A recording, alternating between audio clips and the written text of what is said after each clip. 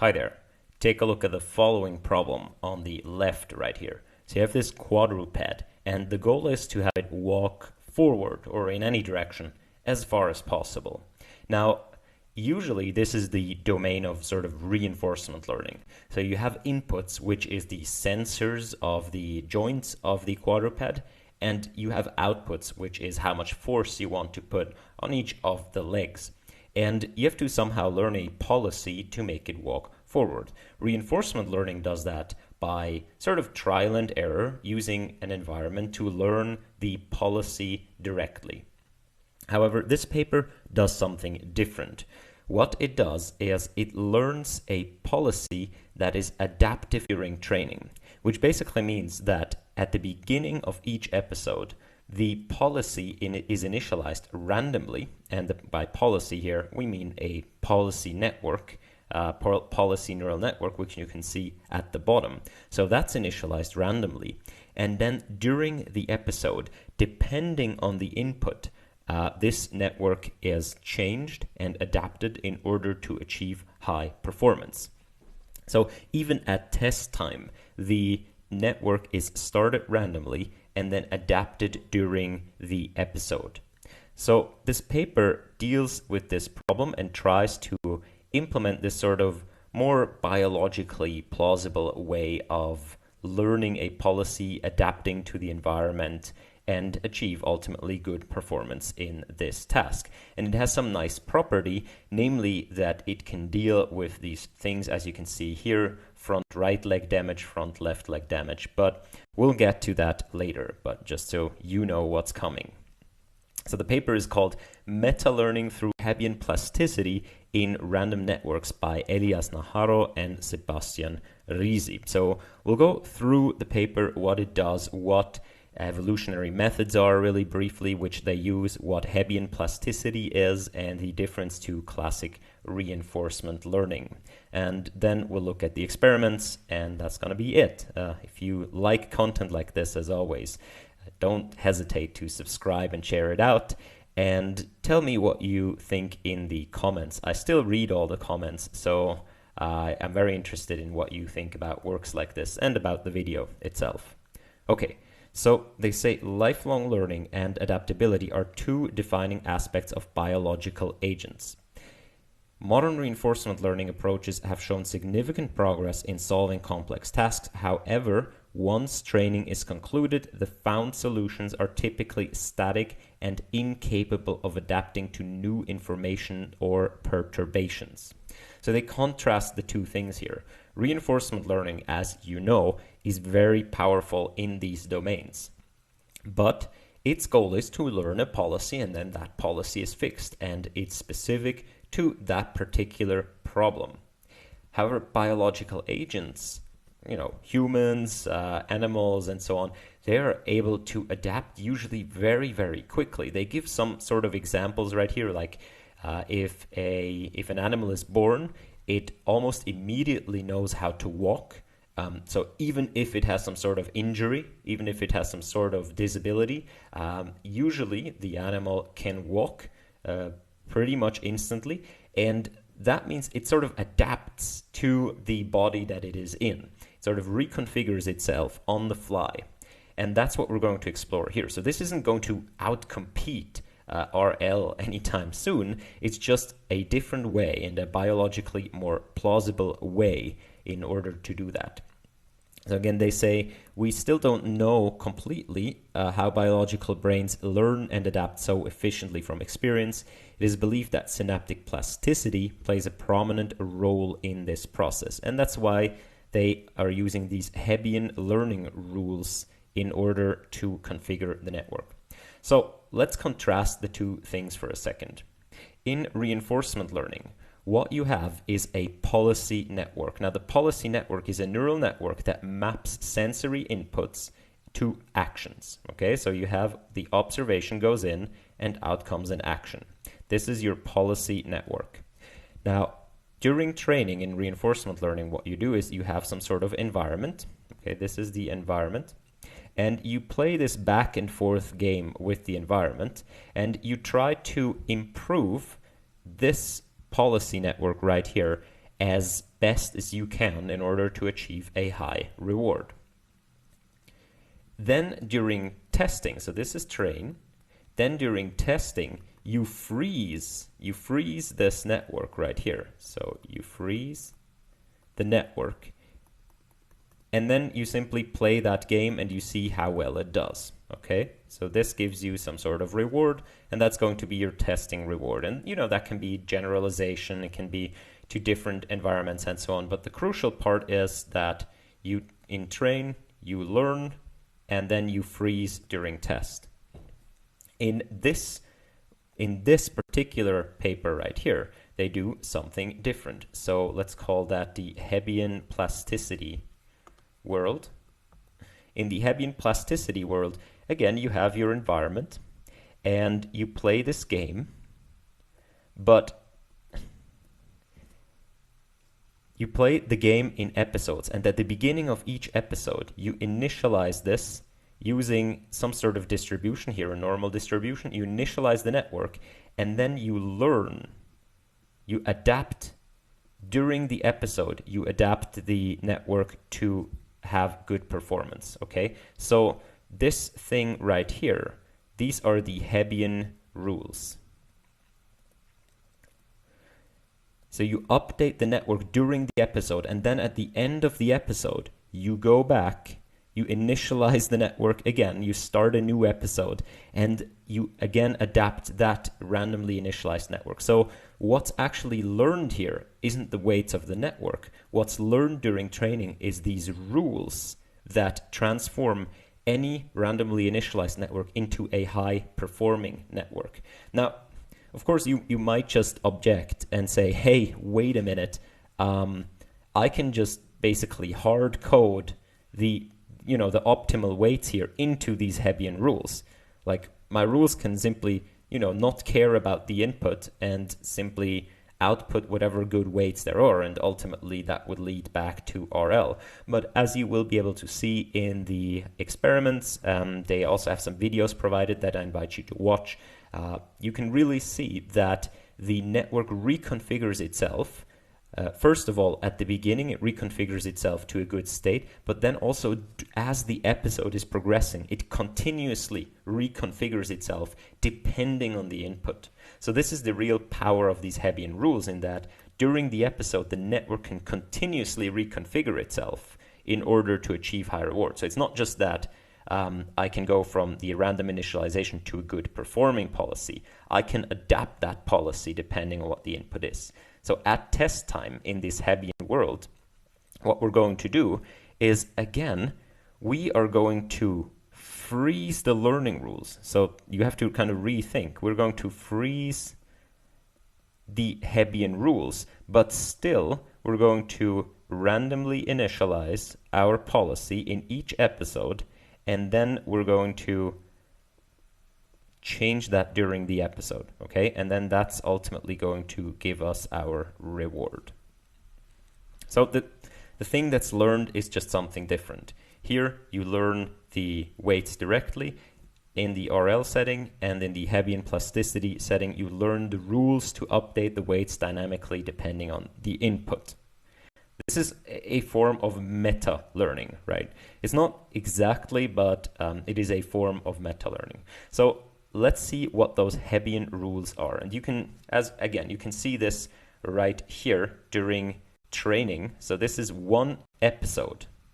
And it always starts with these random networks at the beginning. And then you can see as you progress, there is structure emerging. And again, I linked to the videos, and you can see that during the episode, even this is changing. And this is especially visible on their other example that they have here, like this car example.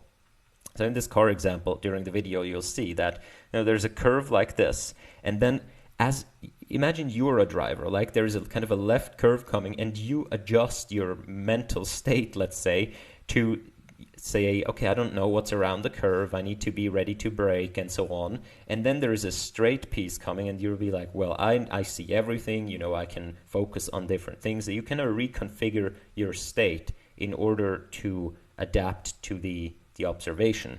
And that's exactly what you'll see in that video, is that the weights are continuously updating. Not so much in these quadrupeds, to which we'll get later. So these Hebbian rules, what do they look like?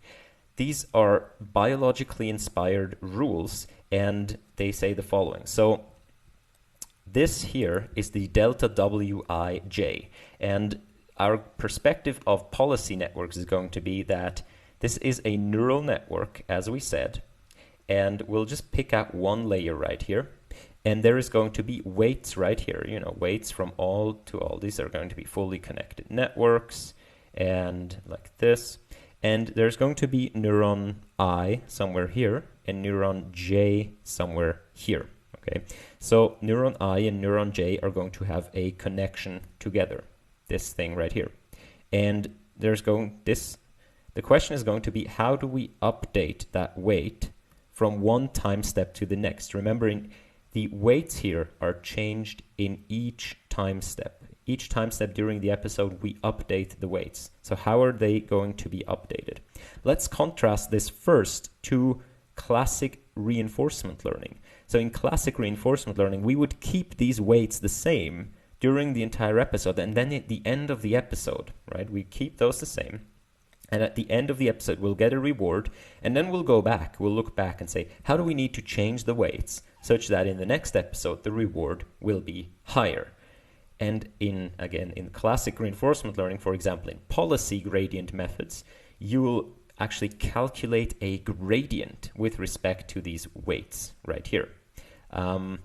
Actually, let's go into that later when we contrast evolutionary methods. So the important part right here is that we change the weights in each time step. So how do we change the weights? Of course, we don't have access to the reward, right, in order to change the weights. The reward is going to come into play when we change the rules to change the weights. But during the episode, we don't have the reward. At least we assume we only get kind of the reward at the end. So we need a different method. And the method is going to be the following right here. The important things in this formula are going to be, so how do we change the weights? That's dependent on two quantities that appear during each time step, OI and OJ. And these are going to be the outputs of neuron I and neuron J. So how do we change the connection? That's going to be dependent on the output of neuron I, which is here called the presynaptic output, and the output of neuron J, which is going to be the postsynaptic output.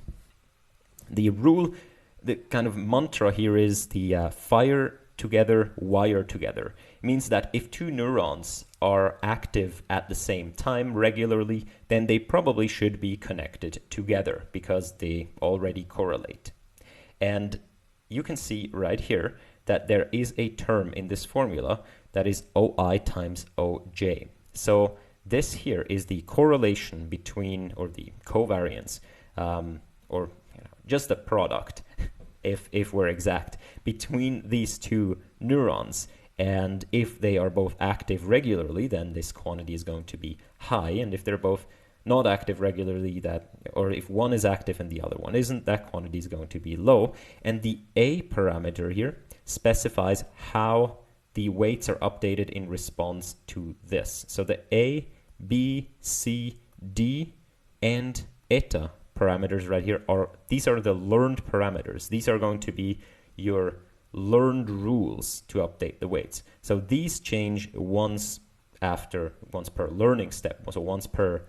So after the episode is done, you're going to change these capital constants right here, including the eta, which is the learning rate. These things right here, these are per step.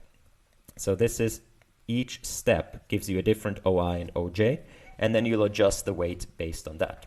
You'll see that these constants here, they are per weight. So for each weight in this neural network, we learn a separate rule of how to update that particular weight.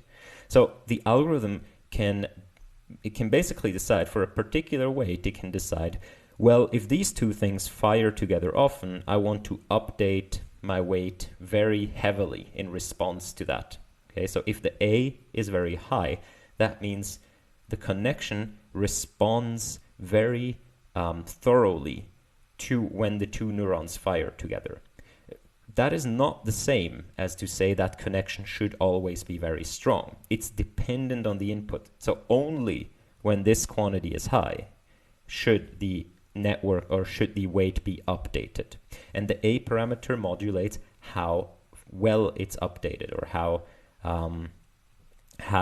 strongly it's updated. It can also be negative. It can be 0, basically meaning that, it doesn't matter if they fire together. I don't want to update the weight, this particular weight, in response to that. So you can see that you can learn these rules that can adapt to different inputs, because all of the changes, the delta here, is dependent on the inputs, so on the correlation, but also on the different inputs themselves, and then there is also a constant right here.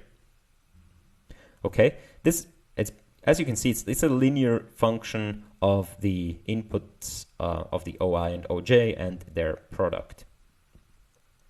So I hope this is clear that these Hebbian rules, you learn A, B, C, D, and eta, and that gives rise to an adaptive network that can change and reconfigure itself over the course of an episode depending on the inputs.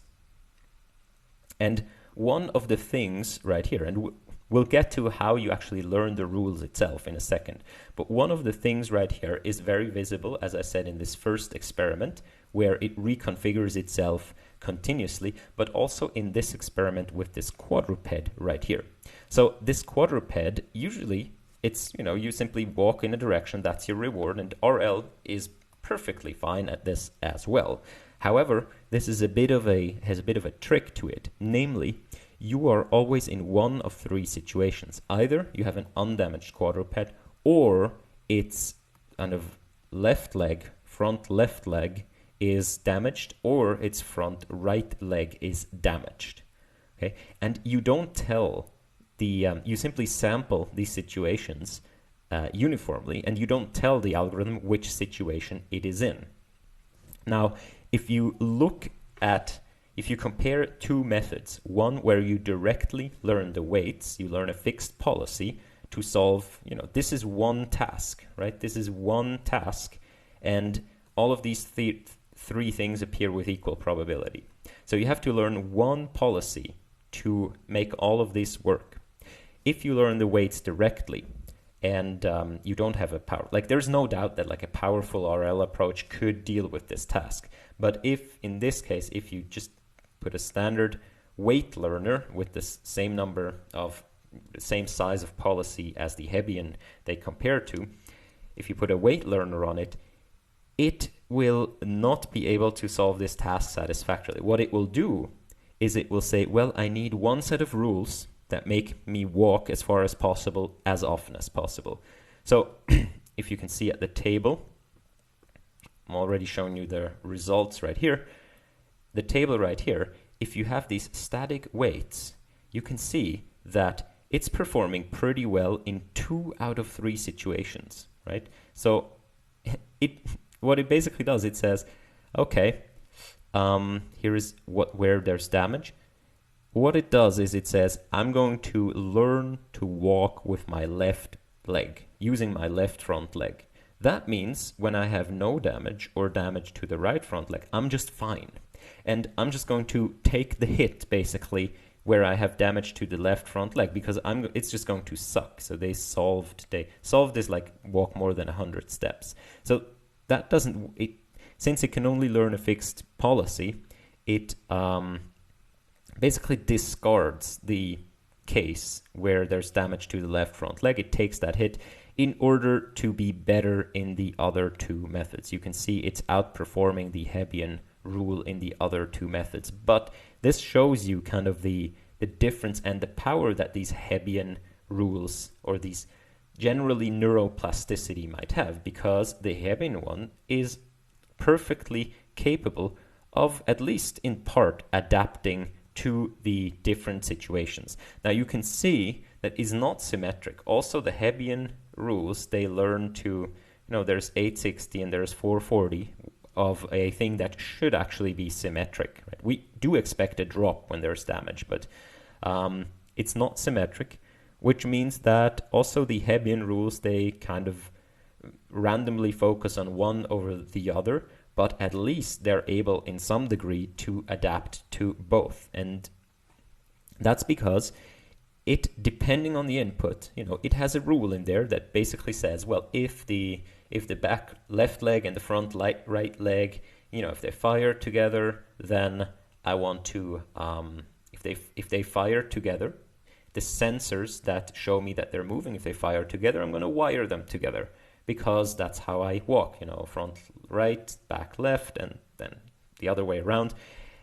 And if that's not the case, I'm not going to wire them together. So that would be the situation where you have damage. Instead, if they are not wired together, I'm going to, and you can do this in the next layer of the neural network, wire these other two things together.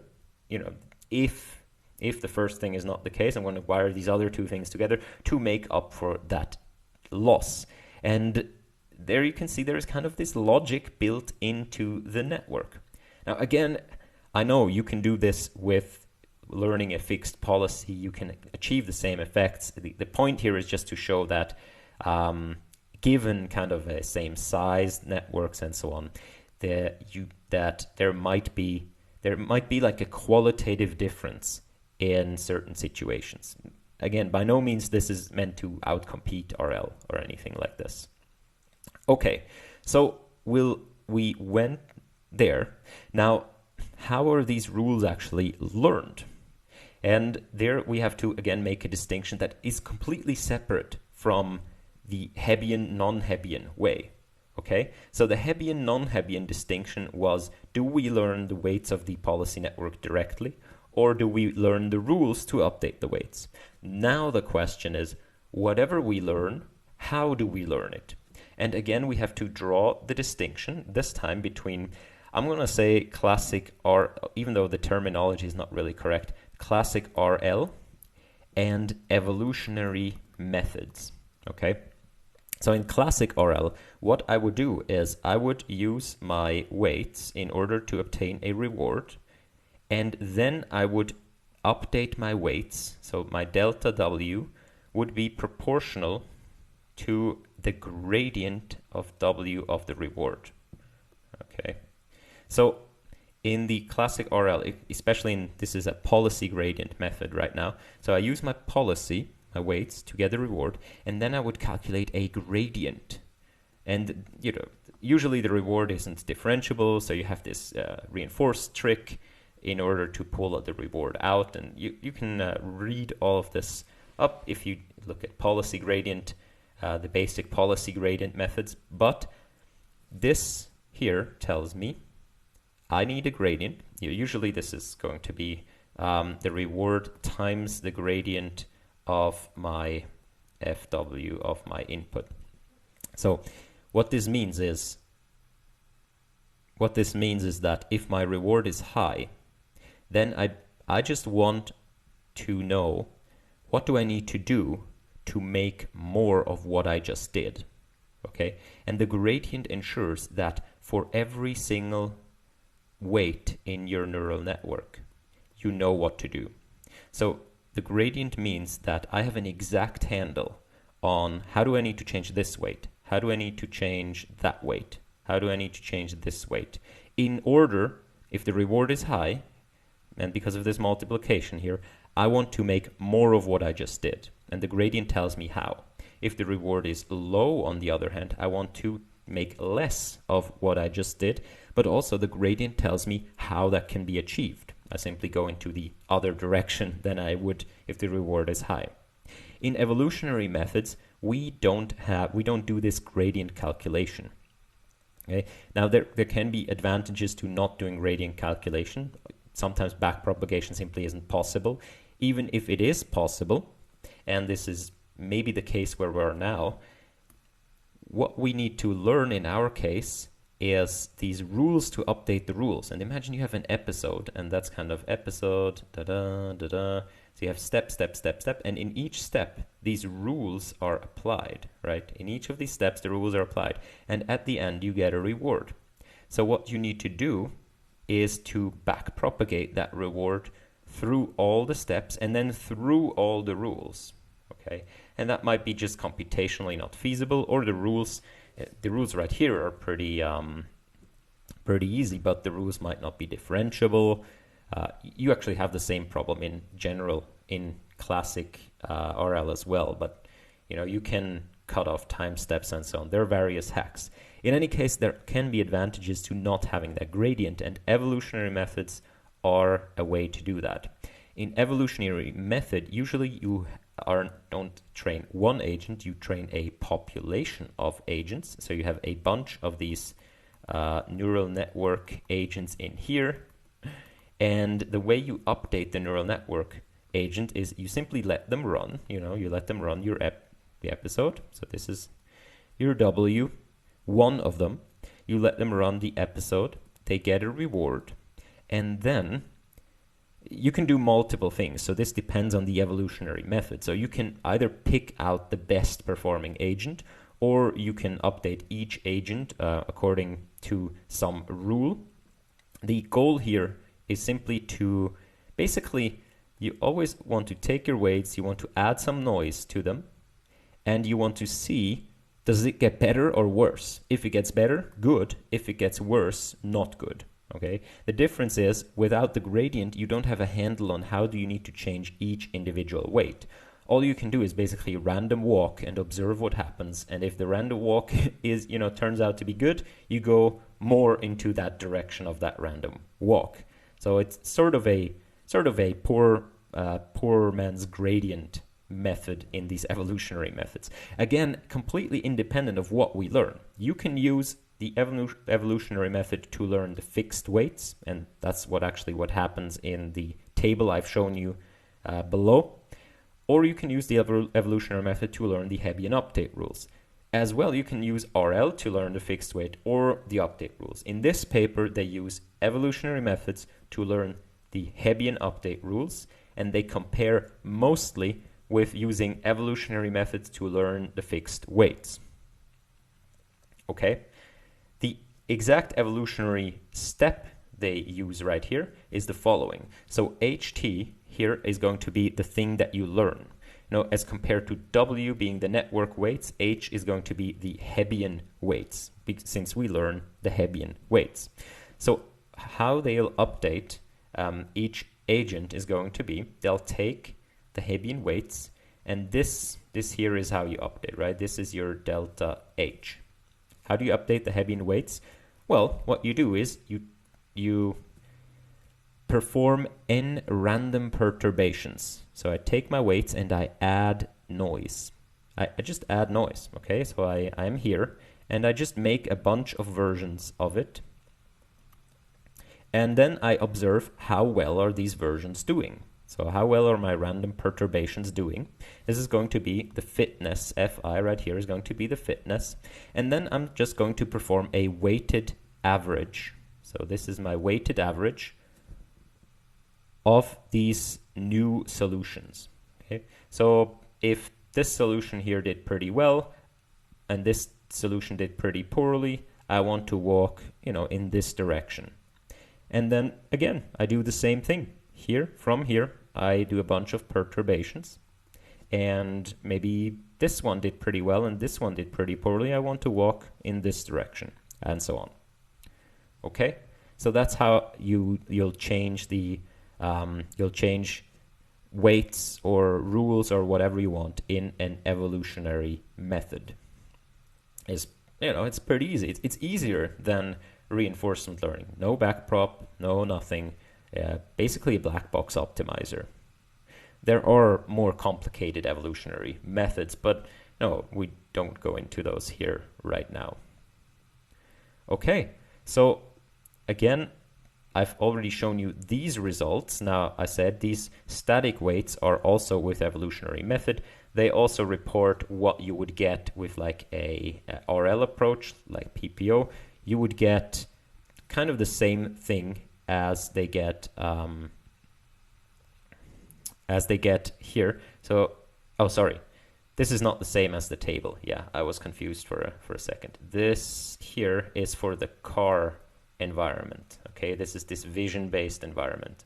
So with their method, they get like an 870 rewards with the Hebbian-based approach. With the static weight, but still evolutionary method, they get a much lower reward. In fact, the Hebbian-based approach is about the same as you get here with an RL algorithm. And as we said, the RL algorithm, more complicated. And if you use like a state-of-the-art RL algorithm, not just PPO, you get a bit of a better performance, but not that much if you look at the actual numbers. So, pretty cool to see that. Again, this is not outperforming anything. This is simply showing that you can do that.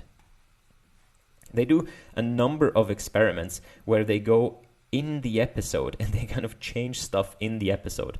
And one cool thing here is that they go and, this is an episode. So at the episode, you start with a random network each time in this Hebbian setting. And then pretty quickly, the rules adapt for a high performing, right? So it starts to walk, it reconfigures itself and starts to walk. The reward here, again, it doesn't have access to that, but we can measure it, of course. And then at this step A right here, they simply go to the weights and zero them out. So they just delete these weights right here. And only 10 time steps later, it has reconfigured itself, as you can see right here, in order to walk again. So 10 time steps later, reconfigures itself, and after a short while, right here, it's back to its kind of original performance, as you can see. So that's, I'd say that's fairly impressive. In this very short amount of time, able to recover from such an intervention. If you do this, of course, if you do this to your policy network that's statically learned, it's going to be garbage. But I guess the fair comparison would be to delete the Hebbian rules themselves. And, so it's not like this can adapt to new situations or something like this. This is still learned for particular environments, right? But the point here is that you learn the rules, and this is kind of a study on neuroplasticity. Now, my question actually would be why this diagonal pattern appears, and I have not seen a clear explanation. Especially is this anti-diagonal pattern. It's not so much here in the output layer, right? This is the output layer. There are 21 actions or so, and this one is this dimension. So not that much there, but there seems to be this rule, and this is not the case at the beginning, right? You saw at the beginning, it was pretty random matrix. So why? Yeah, here, pretty random. And then there's this diagonal pattern. I don't know why. If you know, let me know. I mean, it's anti-diagonal. Maybe it is actually diagonal, and the fully connected layer is just defined as something like WT times X. And but maybe this also depends on the random initialization. But there is no inherent way why a particular neuron would, care about sending information to like the same height of neuron on the other side. Or is there? I don't know. Is this a property of the evolutionary or of the learning rules? It seems not, because the learning rules don't depend on the position.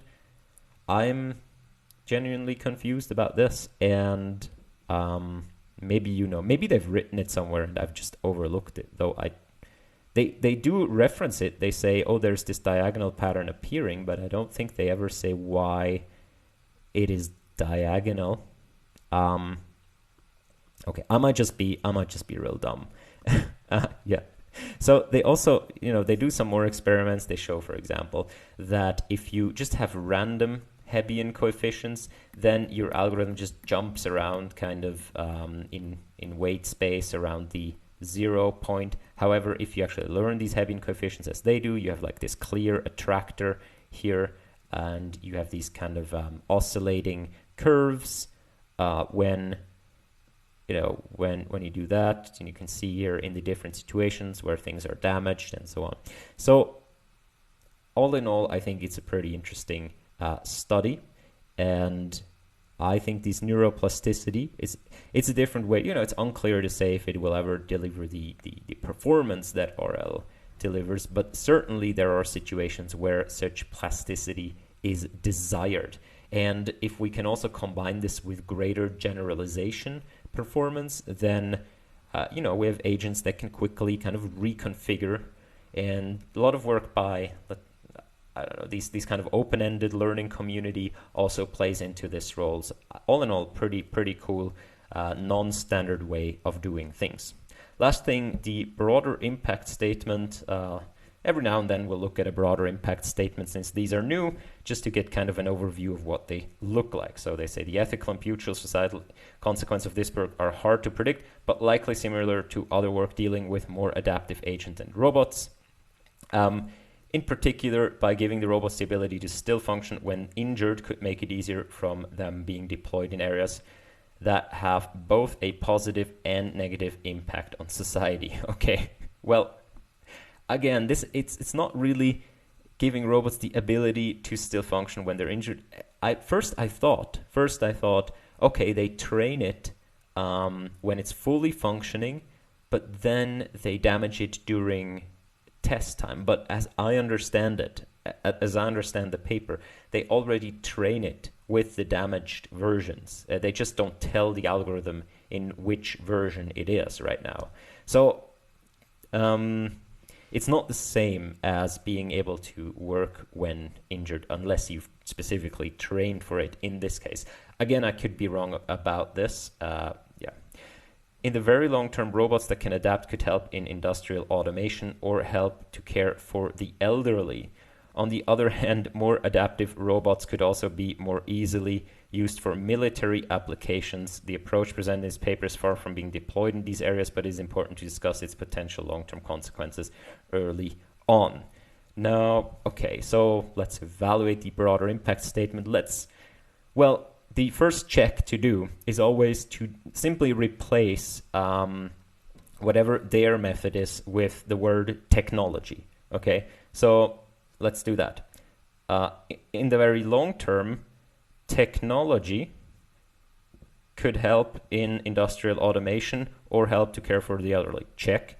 On the other hand, technology could also be more easily used for military application. Check. The technology is far from being deployed in these areas. Okay, I guess some technology isn't, but advanced technology. Yeah, so again, the rule for broader impact statements seem to be you take whatever your method is and you go up until you find, you're basically at technology or something equivalent, because no one actually, I've never seen a broader impact statement that writes about the actual thing in the paper. They always go up like one layer or two, and then it basically regresses to technology, even though very few papers actually would be able to discuss their particular thing. But and then in terms of guidelines on broader impact statement, this one is missing. There's always this the holy trifecta. So the holy trifecta is you go like you're a Catholic. You go with your finger to your head, chest, left and right, and you say technology good, technology bad, technology biased. Okay, so if you want to write a broader impact statement, go up the layers, technology, good, bad, biased. And we're missing the bias here.